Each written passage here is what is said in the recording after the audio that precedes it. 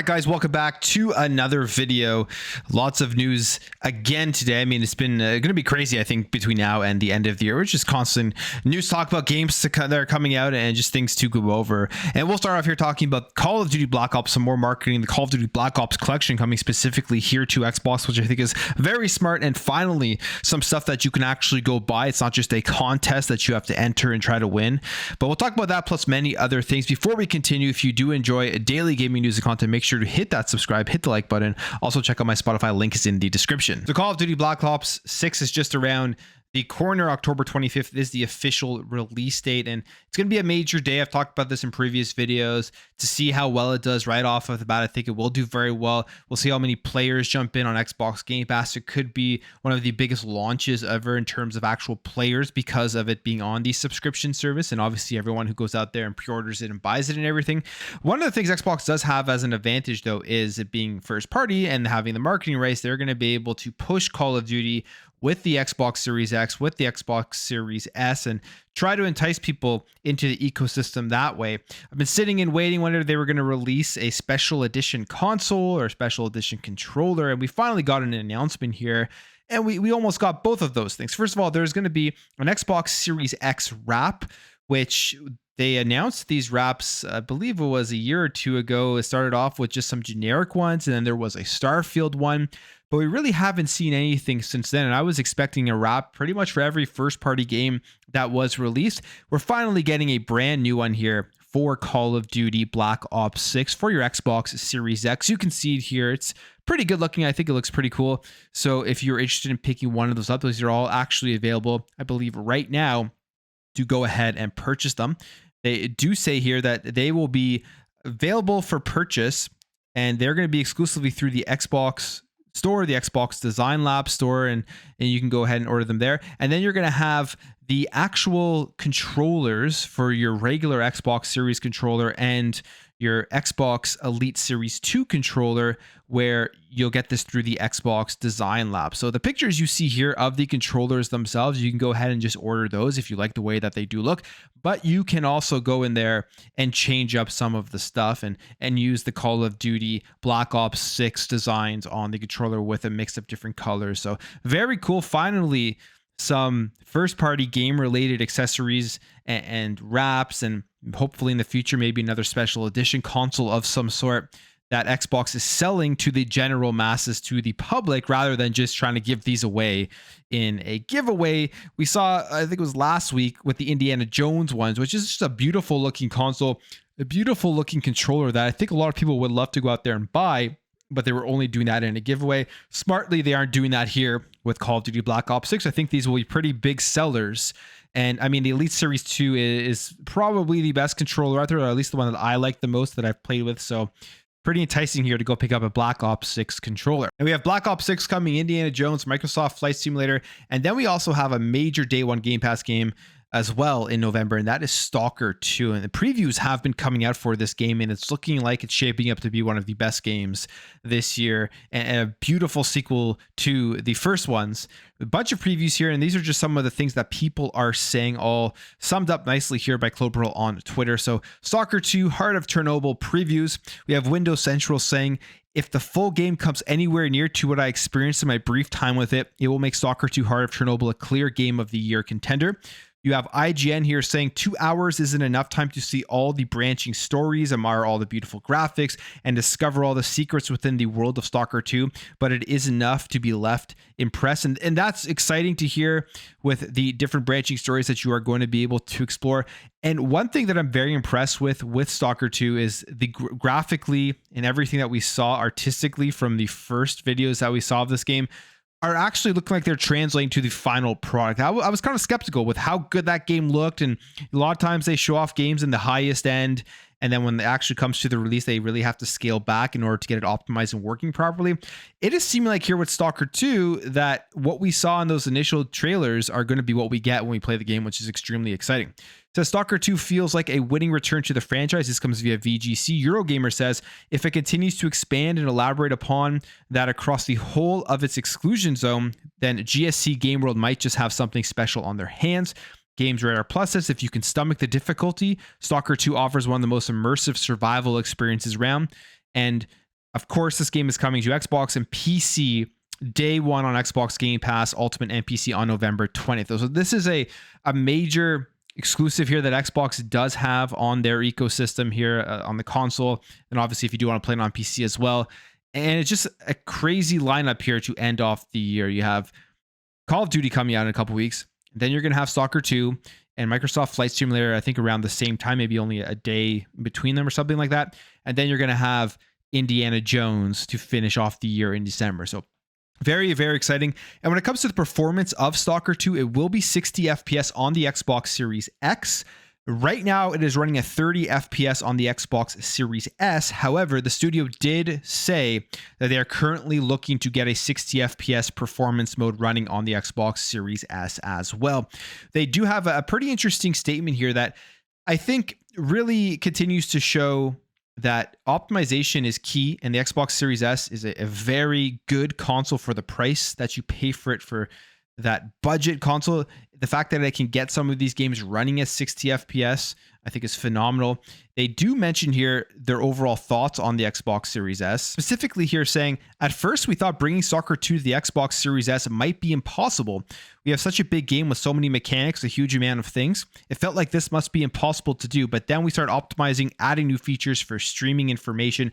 Unreal Engine has a lot of features for this, but for our game, we really had to squeeze up every megabyte from every piece of the system content we could, and now we did it.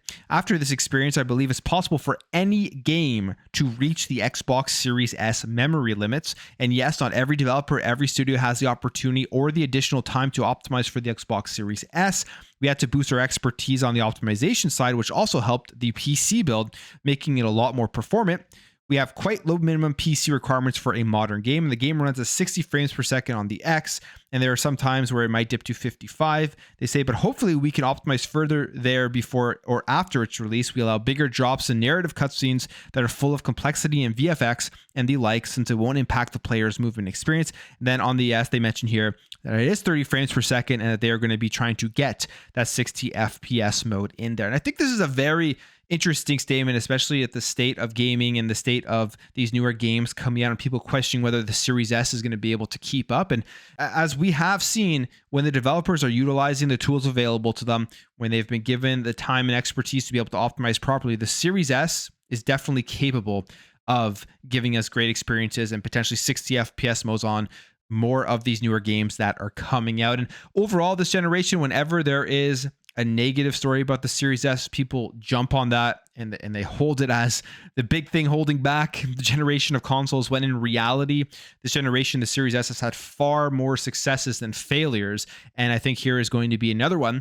And in fact, it looks like there is even another one here for a brand new game coming out, and that is Dragon Age: The Veilguard. It will have a performance mode on the Xbox Series S running at 60 frames per second. Again, a brand new game on the low-end budget console being able to hit the 60 frames per second. In fact, you have Michael Gamble here on X responding to a question about the performance mode. He is the project director and executive producer at BioWare. And we have this person asking, will the Series S have a performance mode too? He says, yes, I know, I had to check that one 3 times too. So again, some good success here with optimization, using the proper tools and everything to be able to get games running on the Series S with a performance mode, which is the mode that most people care about. Most people care about playing games in the performance mode at 60 frames per second. So if you're a developer, reality should be building these games from the ground up to make sure that that performance mode at 60 FPS is available ahead of the fidelity mode. Not sure how easy that is. Maybe a lot easier for my position said than done, but I think that's what the aim should be. Now we have some more information on Black Ops 6 multiplayer. Launch modes and maps have all been detailed here.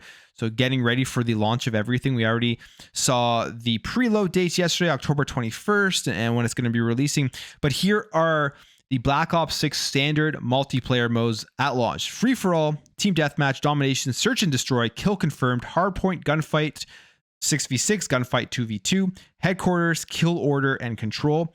There's also alternate multiplayer modes where score streaks are disabled. You have face-off domination, face-off team deathmatch, face-off kill order, face-off kill confirmed. You have the hardcore mode variants for team deathmatch, kill order, domination, hardpoint, search and destroy, kill confirmed, free for all, and face off mosh pit. And here are the launch maps. So 6v6 core launch maps, as well as some 2v2 launch maps for those game modes.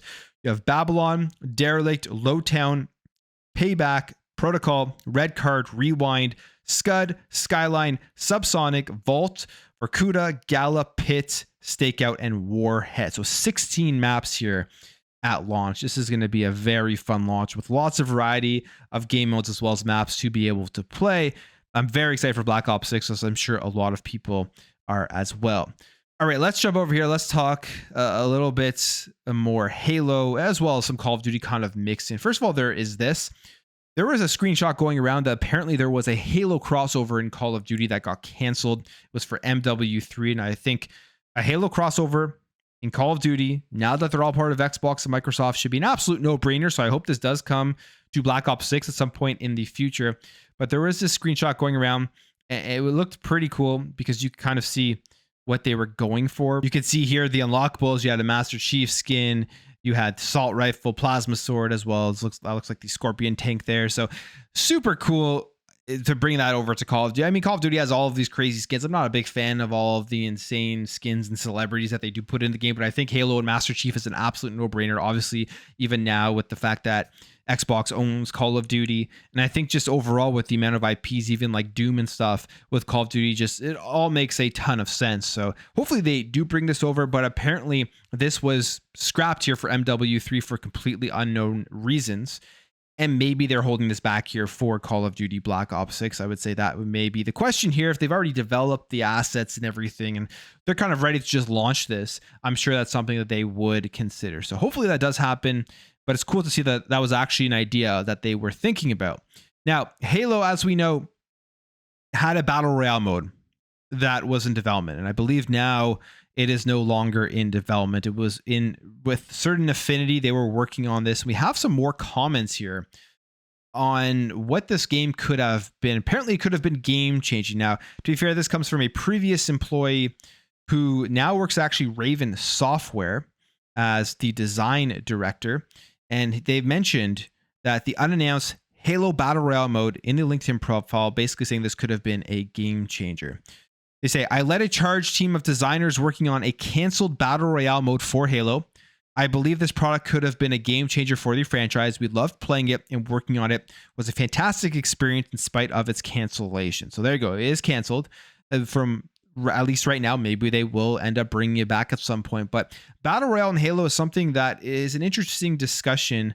I think Halo would fit perfectly for this game mode. I just don't know if at this point right now they've missed the boat. If they were to release it this year or next year or something like that, would it be as popular as taking on something like Call of Duty Warzone, which is huge, Fortnite and everything? I think it's much harder to break into that arena to get people away from the established games that they are playing. And maybe Xbox was thinking along those same lines, and that's why they decided to stop sinking resources and cost into it and cancel it overall. But maybe they will bring it back as they are moving over to Unreal Engine 5. Maybe that's one of the reasons why they canceled it, because they were building it in the Slipspace engine and they had to start moving over to Unreal Engine 5, so they didn't want to spend any more resources. I think Halo as a game with all of the features involved could make a very fun battle royale game. So we'll see maybe in the future if they do bring it back, because it being game changing, maybe it's him just pumping his own tires because he worked on it, but it does kind of have me intrigued as to potentially what the game changing moments in a Halo BR game would have meant comparatively to other BR games out there. Okay, we have some more stuff here with Layoffs, as well as some releases of a new retro console. But we'll start here with 007.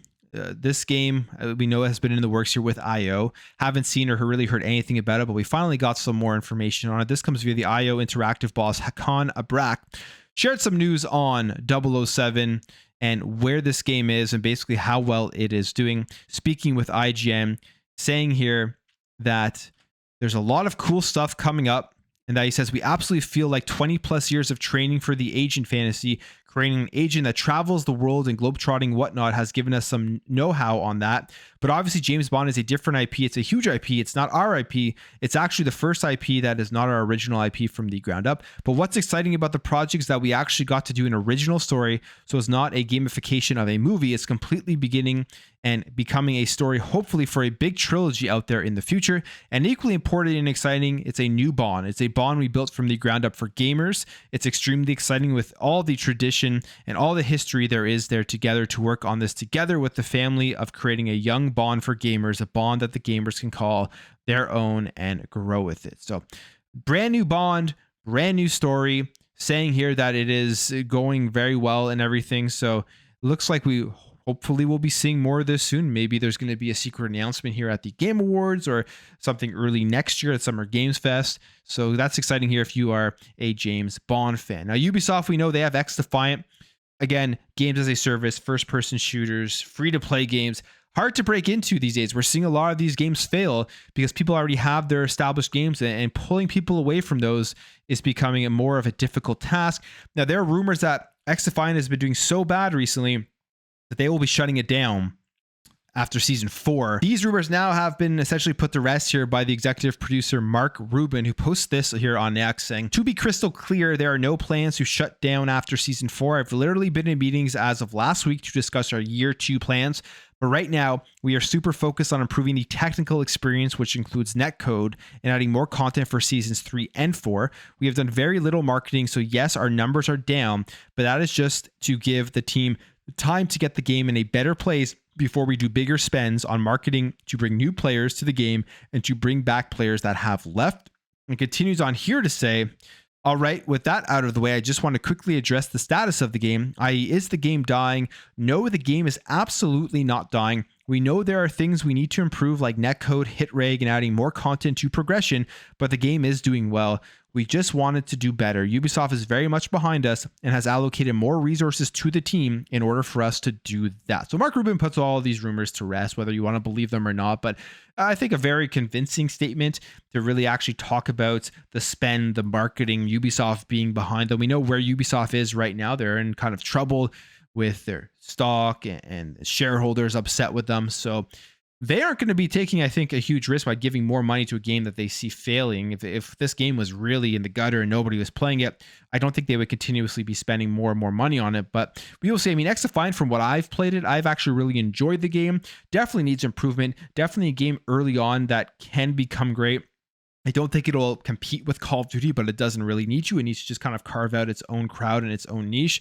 And that's probably what they are working on here going forward. And then if they do have good marketing spend and they have some things that are enticing, it may give it a big boost here in the future. Now we have some information about Alan Wake 2 expansion. Looks like the release date has been leaked.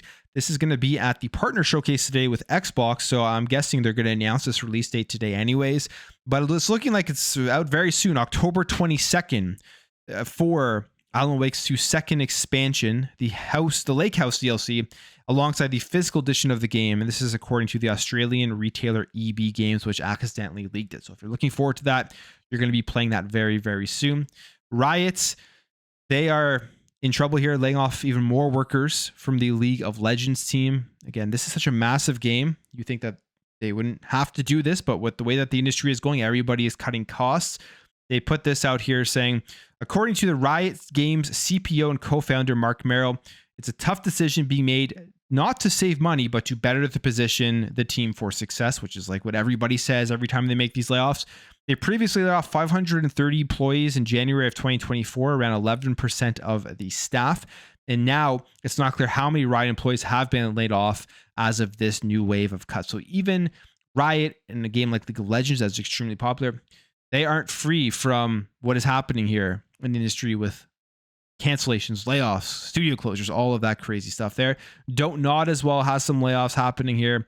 The Life is Strange developer, they are losing here with a reorganization project that could affect up to 69 jobs. And they go over some discussion as to why this is happening. And then we have this here finally, which is a pretty interesting one if you are a fan of the Nintendo 64. I like the first party N64 games, but as a console in the library itself, it's probably not one of my favorite consoles. But I do like this company Analogue. I have the Analogue Pocket. It is an absolutely phenomenal device. And everything they put out is very high quality when they're giving you the best way to play these retro games. And they have announced here the Analogue 4K Nintendo 64, or the Analogue 3D it is called. And you can see it here.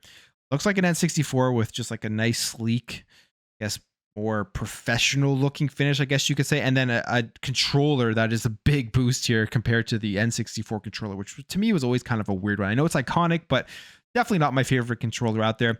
This thing is going to be going on sale pre-order starting on October 21st for $250.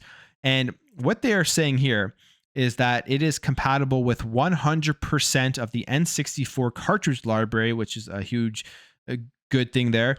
And it utilizes FPGA technology, which allows it to function like the original console, which for me, that's a big win. I mean, with my Analogue Pocket, the FPGA stuff is just very nice. It's better than the emulation. So very cool there. And it says that this is good news for the N64 in particular, which has proven notoriously hard to emulate. It supports Bluetooth as well, has 4 original controller ports, 2 USB ports, an SD card slot, and a new operating system dubbed 3DOS, which you can get a glimpse of here. You can see a picture of it, and yeah, it looks pretty sleek. Looks kind of similar to the Analogue Pocket's OS, just in a more landscape view. So there you have it. If you are interested in playing your N64 games on a very good looking console, and again, Analogue I think does great stuff, this will be something for you to look out for. But I will end the video there. If you did enjoy this video, make sure to hit that thumbs up. If you are new here, hit that subscribe, and I will catch you guys in the next video.